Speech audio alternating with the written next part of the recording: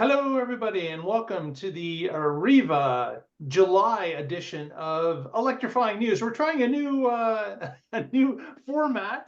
We were forced out of Skype, so we're now trying something new. Bear with us. There is going to be issues in this, but we're trying the best we can. So it shows we're recording. Ian, go ahead and get started. All right, we're going to share the screen here. I guess I should introduce Ian and Eric have both joined us, and but we're cutting it short today. So here we go. Yeah. Okay, let's go on to the first story here. Canada's EV market already in trouble. Tariffs made it worse. Exactly. Ontario, of course, as the rest of Canada, has been under this tariff war that is started and continues to grow. As we've seen, Canada can't quite get a deal with the U.S. at this point. It seems that the flagpole gets moved often. I am not sure if this is part. Actually, my guess is this is just all part of the plan to be confusing, to throw things at us from left and right, to keep us off balance.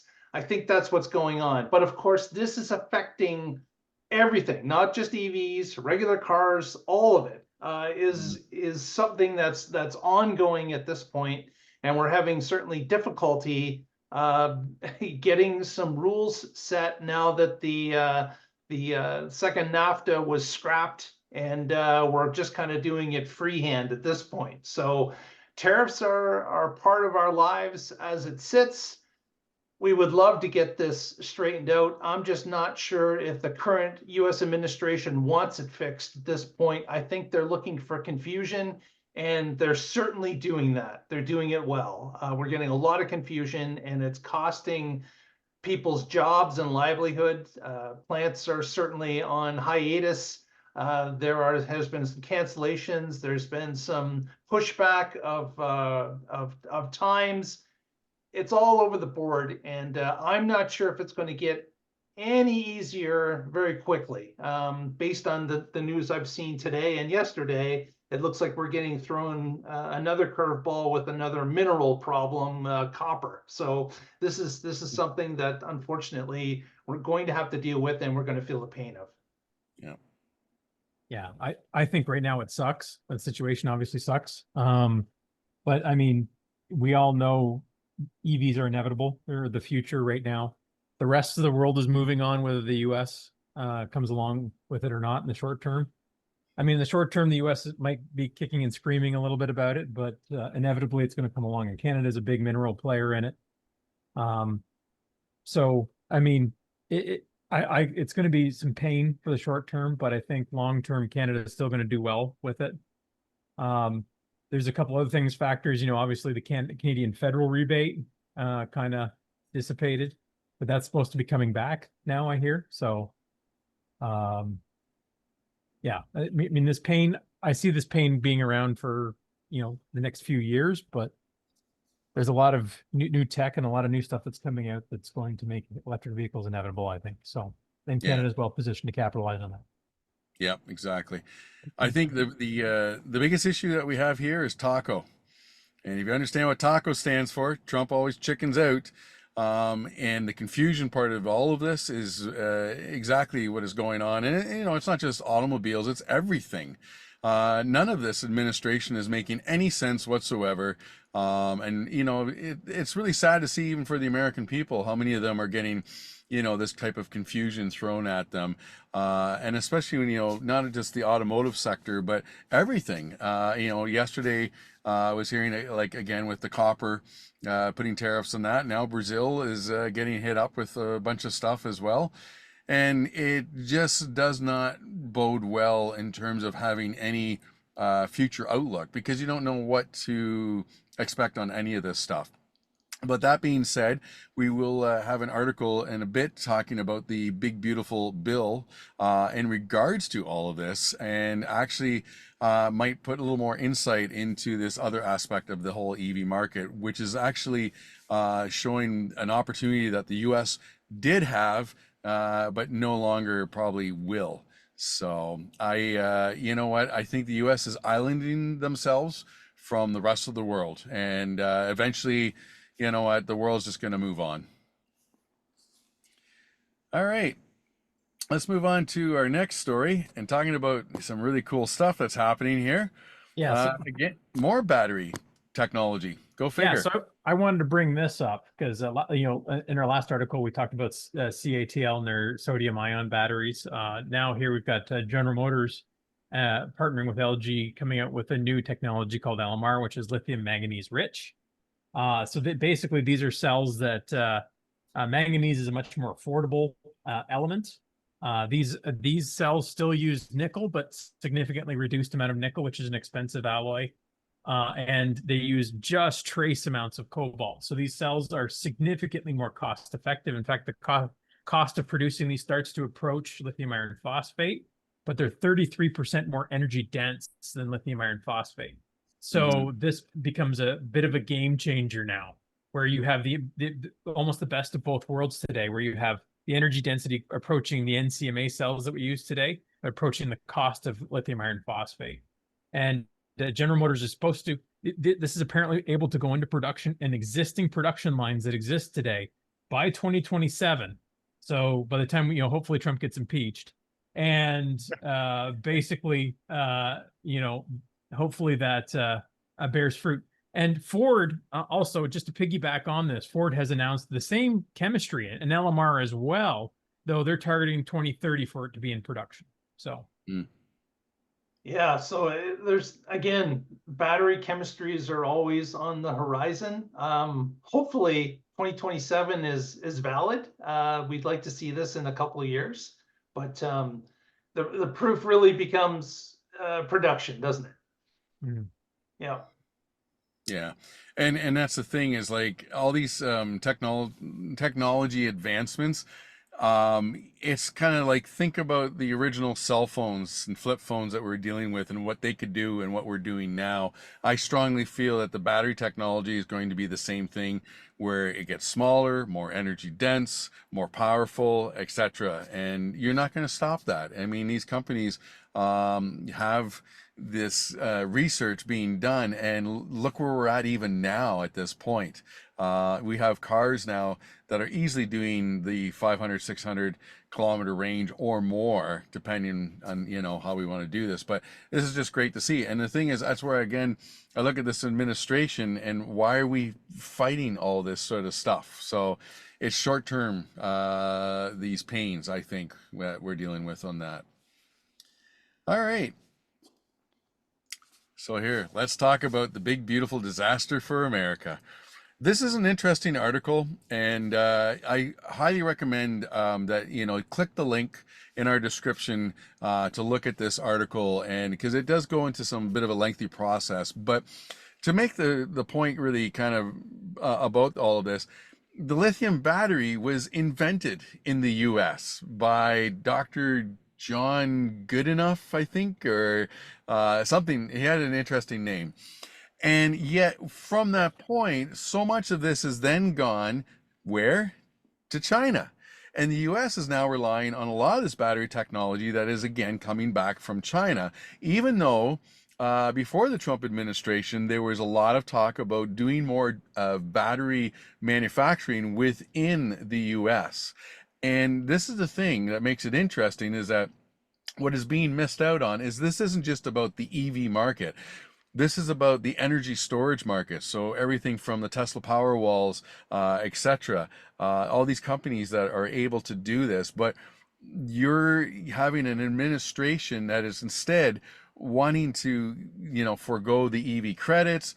They've canceled so many renewable energy projects that would be part of this battery backup. And then on top of it, I just read, I think it was about a week ago, that they're now putting coal as a critical mineral, which blew my mind. That, this just shows the complete lunacy of all of this. And again, this is where I look at the US and their administration, and it's like, you're not looking, the rest of the world is moving forward with all of this technology. It's only getting better, and you're now missing out on a beautiful opportunity. Terry say that word, beautiful, of actually creating manufacturing for the US of these type of batteries and creating, I think what would be an amazing market for them, an opportunity. Lots of jobs are lost, lots of opportunities lost, etc. So again, the articles goes into depth about this, but there is something definitely stated about this opportunity lost. Yeah. Oh, absolutely. And yeah, just to summarize, basically what you're saying is, I look at this as the Americans. This bill is basically, hey, we no longer want to lead anymore.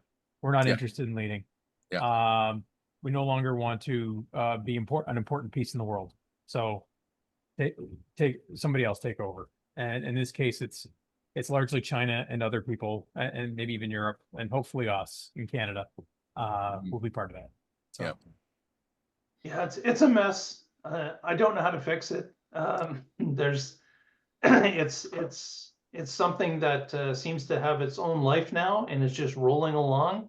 Unfortunately, it's just getting larger and larger, and I just hope the nightmare provides us with some sort of a soft landing, and it can be over soon. That's all I can hope for. Yeah.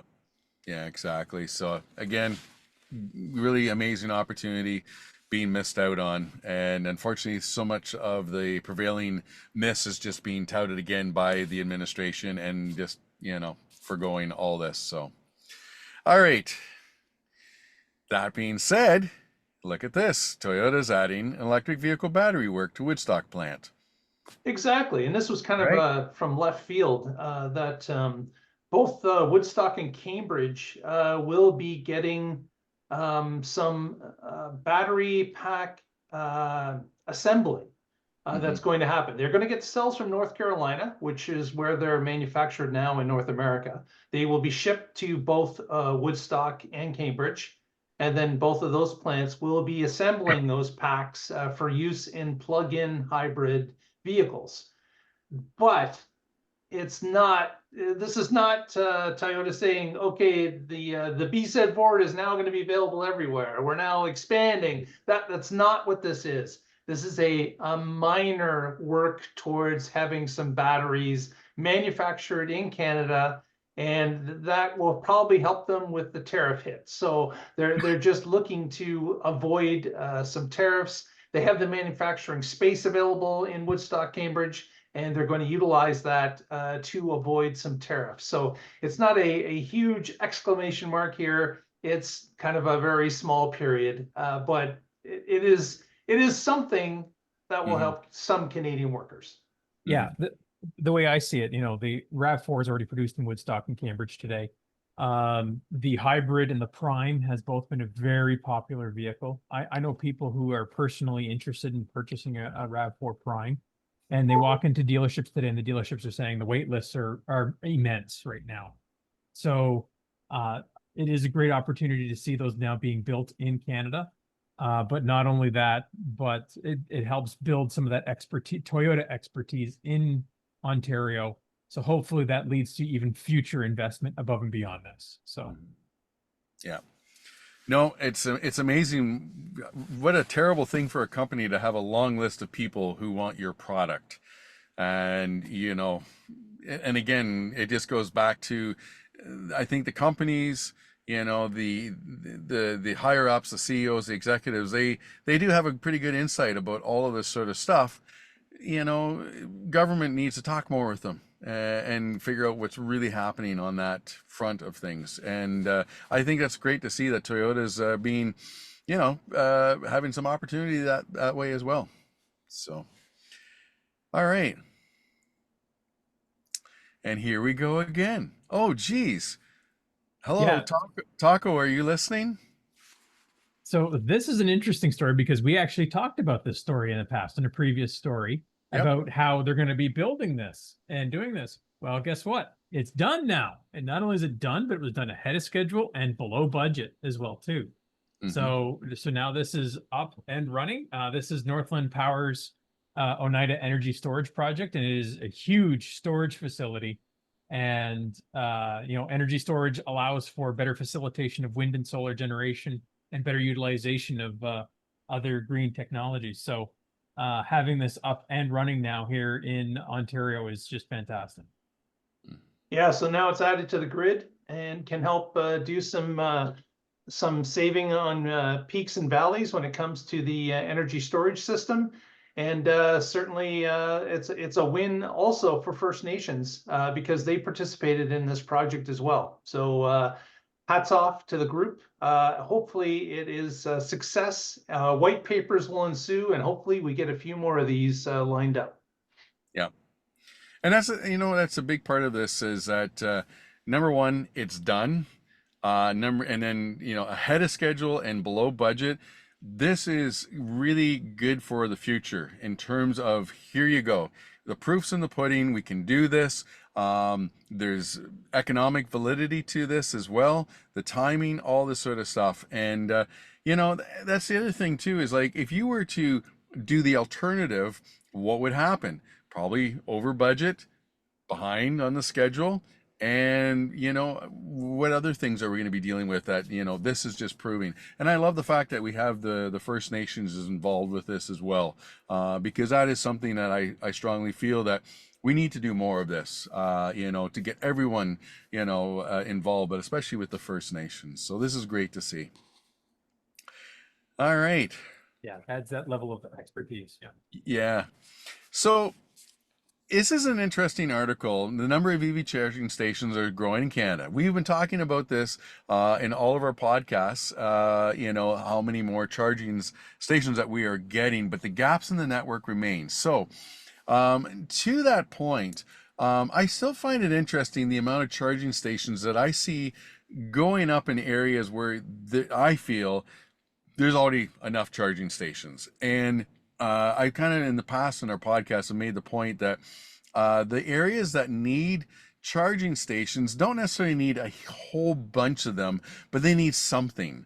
So there's certain areas that I look at and it's like, do you have a charging station now? No. Or we might have a couple. And some of them are kind of out of the way, let's say, from what major routes are traveled, and I understand that. But I think those gaps are the things that we need to start looking a little bit more on. And now they're also saying too that after the summer construction season end, you should see some more funding and boost the number of charging stations. I think the strategic planning of where these go, that needs to be discussed a lot more, because when somebody brings up an area and you might look at it and go, well, who goes there? Yeah, people do go there, and let's see what we can do to capitalize on those little, areas that need even a couple to 4 charging stations, and cost effective wise, be a little smarter on some of that too. I'm not sure how many more level 3 chargers, for example, we need in Toronto and an area. I feel like there's a little too much focus on, Southern Ontario, I think, is doing pretty good. We need to go a little beyond that. Yeah, we need to facilitate, at the end of the day, we need to figure out, who's going to be buying electric vehicles, which hopefully everybody eventually, and figuring out what's the infrastructure needed to fill the gaps needed so people can transit to the other areas, and then figure out what are the gaps needed to fulfill that infrastructure as well too. Because that's the problem, is some charging stations today, they require that maybe grid tied connection as well too. And there are solutions for that as well too, like battery storage and additional solar power and stuff like that as well. But yeah, we're getting there. I mean, the infrastructure today again is light years ahead of where it used to be, even just 5 years ago. And yes, there's still a lot of room to go still. And I think it's getting there. I think we're taking the right steps, and I think we're getting there. But yeah, more needs to be done. We have to keep it up. I agree completely with Eric's sentiment. Like, yes, we are getting there. It's much better than it was 5 years ago, but we still have places to fill gaps. And I'm just hopeful that we can keep the large spreadsheet that we're tracking all these openings and which ones are, reliable chargers that we can fill these gaps, and we can keep going forward, because Rome wasn't built in a day. It is going to take some time to get everywhere covered, but hopefully we can continue on this road and fill more gaps. Mm-hmm. I love the fact I was seeing the Volt here, which is my first electric vehicle that I ever owned, and on the charger itself, I was trying to find 8675309. Not seeing it. You gotta go at it. It's in Yeah, Quebec. go at it. Yeah. So this was a really interesting article. Mark, tell us Yeah, about this Yeah. was kind of out of left field. Got this from my friend Brian White, who talked a little bit about in New York City, there's a company called American Leasing. And what they do is they lease cars to Uber drivers, and they lease specific cars, trying to help the Uber drivers keep their costs down and comply with New York City regulations, which at this point says all ride-sharing vehicles by 2030 will be electric. So they've got a scramble now, or these Uber drivers that are looking to get into an electric vehicle cost effective and be able to make money by driving around. So American Leasing went to the bankruptcy courts for Fisker, and they bargained a deal of thousands of Fisker purchases. They put them in a warehouse in New York City, and they are now leasing them out to Uber drivers. These cars are getting 300 plus miles of range. They're quite effective in Manhattan and the New York boroughs based on their mileage that they get. And they are quite cost effective because, of course, they got a fantastic deal buying up old stock of Fiskers. Now, this doesn't solve everything, but it is a step in the right direction for New York drivers. And there are many reports of people wondering why so many Fisker Oceans are now traversing the streets of New York. And that's because of this deal that American Leasing has signed. And on top of the deal, they also got a deal for the software. They got a deal for parts. They got a deal for repairs, authorized repairs. So it's the whole package that you need to have a fleet operate under. You've got the ability to get parts, software updates, and the car at a very competitive rate. So hats off to American Leasing, which really helped Fisker in a way too, the bankruptcy court, because they bought thousands of these cars that were just languishing, and they were able to sell them to a single entity, and that certainly helped the bankruptcy court. Mm-hmm. Yeah. This was impressive. I watched the video there, Mark, and absolutely impressive what these guys are doing. So they got the parts. They're actually doing service and recall work for Fisker vehicles.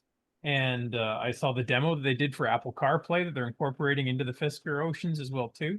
So now people who bought Fiskers today, who are kind of worried that they might have had a stranded asset, now at least they have a potential resource to get something fixed and serviced as well too. Exactly. And software upgrades. So, they're not left out completely in a lurch now. So Yeah, I love the fact that there's a new life to all of this. We're not just seeing this going to the trash heap or anything like that. And it's interesting, like with the parts and everything else, that was part of the agreement and able to get that utilized. And to Eric's point, I'm sure there's a lot of owners were kind of concerned about this whole thing. What do I do? And now this is, a great opportunity for them on that. So I'll be curious to see even more future wise what will happen. Not that I'm saying, Fisker Ocean's going to come back, but who knows where this car could end up going in the future in terms of like maintenance, parts, and everything else. There might be a whole other prospect that would come about with all of this as well. Yeah. And of course, for the range, more than enough range for what they're doing as well. Makes a lot of sense on that. Very cool. I have seen a few Oceans on the road in this area. So yeah. Yep. Yeah. So, all right. So this is always an interesting topic. Now there's two stories that are tied into this, as you can see just from the headlines here. I'll let Eric let you explain a little bit more on that. Yeah. So one guy was talking about how do condo dwellers get EV charging in their buildings? And there's always a little bit of a challenge with condos is, do they have enough energy capacity or grid capacity to install chargers? You're running conduit longer distances. You're doing there's additional challenges to getting charging in a condo building. The article, the CBC article in this talks about how it's good to get a group of people together and approach a condo board try to get an alliance basically together to show that there's significant interest, and then demonstrate that this brings value to the properties and stuff like that in the area. But on top of that, he talks about, in some cases, a way to do this, and this ties into the other story here, is that you don't always necessarily need the fastest charging available as well, too. All of us were Volt owners at one point, and we realized, how much you could do with even just 60 kilometers of range a day, and just level 1 charging. The average person in North America only drives 50 kilometers in a day. So if the average person only drives 50 kilometers a day, level 1 charging at 120 volt is perfectly acceptable for 80 to 90% of your needs. And then, maybe you have to use DC charging or something for those oddball opportunities outside of that. And so doing level 1 charging and putting in a 120 volt receptacle, even in condo buildings, can work for a huge number of people as well, and might be a way for infrastructure to get put in. I keep seeing the forums all the time. Like I have a Blazer EV today. It charges at up to 48 amps. And there's so many people out there saying, oh, you need a charger that's hardwired that can do 48 amps. I have a 32 amp level 2 charger at home. I do a fair bit of driving, and it works plenty more than what I need. So, there's this big emphasis that we always have to have the fastest, always have to have the best. And that's not always the case. Yeah, it's something that, again, it goes back and forth. Nothing real new here. We just need to identify what can be done, and with the funds available and the space available, something can be done. It just there are a few different solutions, and like Eric had said, level 1 can do wonders, especially in a condo. Yeah. And if you think about it, we just talked about the Volt that we saw there, and it was doing, on nice warm days, the original Volt was doing anywhere from 60 to 80 kilometers a day, and the majority of the time you were plugging it in to your 110. And did it satisfy probably 89% of your needs? Yeah, pretty much. So it's interesting that we still have people belly aching about needing this much range, and we got to have level 2 at this many amps and everything else. And I don't think people really take a step back and really figure out what it is they actually do need on that type of thing. Yeah. So anyways, and it's interesting with condo aspects. These articles are going to give more ammo for future people in condos who want to do this stuff, and they can well, here's an article about this is what they did. And I think that's going to be a real benefit to help everyone that way. All right, so this is also another great article, and this is something that we've been seeing this for years, that sort of whole argument about, well, your EVs actually produce more emissions than the gas vehicle. Initially, yes, you're right, and a big part of it was because of the battery aspect. But over time, more and more studies are showing, and this is by a long shot, 73% cleaner than gas cars, even with the battery production. And the plug-in hybrids, it's only 20 to 30%. I get people who say oh, the plug-in hybrids or the hybrids are doing that much better, and to me it's well, yeah, there's more people buying that, but again, it's this fear for no reason. And are you really helping with the emission reductions? Not really. I think hybrids to me is something that I kind of feel like we could have left that about 5 years ago and been fine with totally battery electric.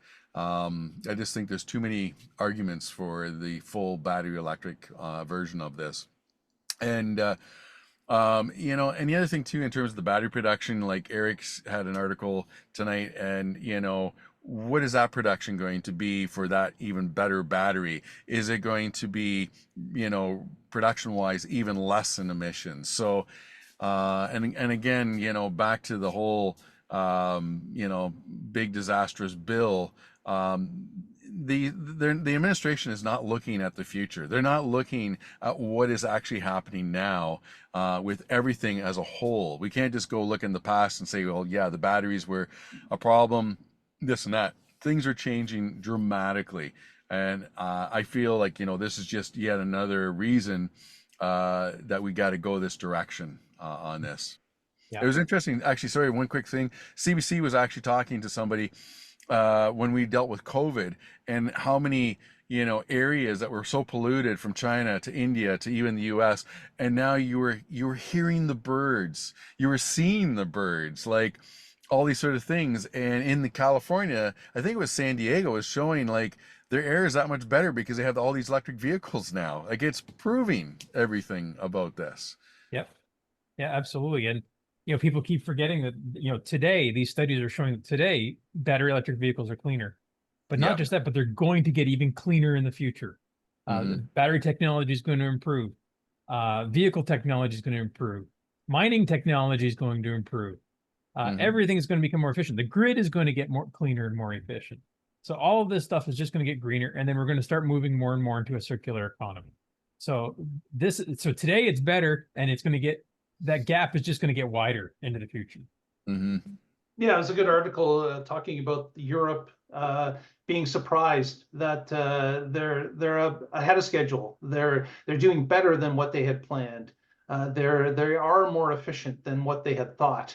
So all these things are just adding up, and as Eric said, it's going to make things better and better as time goes along. So that's what North American can look forward to if they want to follow this same trend. I don't think we're going to very quickly, but we can see, again, another white paper in the future as to what others have done and how it affected their environments. And I think we can follow that.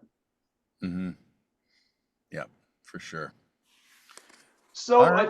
I think we're going to wrap it at this point because we're down just to a few minutes. And I certainly want to thank people for watching the video. Let's do some quick shout outs. And of course, if you haven't already, please give us a thumbs up on the video, press that subscribe to be notified for our next one. But let's go to a shout out to Ian. Because I'm in the car? Sure. Hey, we're gonna get in trouble with YouTube. You can't play music on YouTube, my friend. Okay, I'm gonna take it off now so that we don't have it. That's okay. It wasn't too clear, but it's all good. I'm in the car tonight because I'm up north at the cabin, and unfortunately, Wi-Fi at the cabin's not the greatest. I haven't initialized my Starlink or anything like this, but I'm borrowing a good friend of mine's Wi-Fi right now on his Pretty Fly for a Wi-Fi network. So very good, very good. Eric. Yeah, so I was doing a bit of traveling for work and stuff like that. One thing I've noticed is I've been starting to see a lot more electric tugs at airports. Both United and Air Canada have been using them at Pearson Airport, Montreal Trudeau, and I've seen them in Boston as well too. So it's good to see the aviation industry, and like I said, everything's getting greener. And not just that, but even the airports now are using electric tugs and stuff like that. So they see the improvements in the efficiency there too, and they're working it in. Very good, very good. Well, again, thanks everyone for joining us. We'll tune in next time and find out what's happening in electrifying news. So we'll talk to you later. Bye-bye. Adios.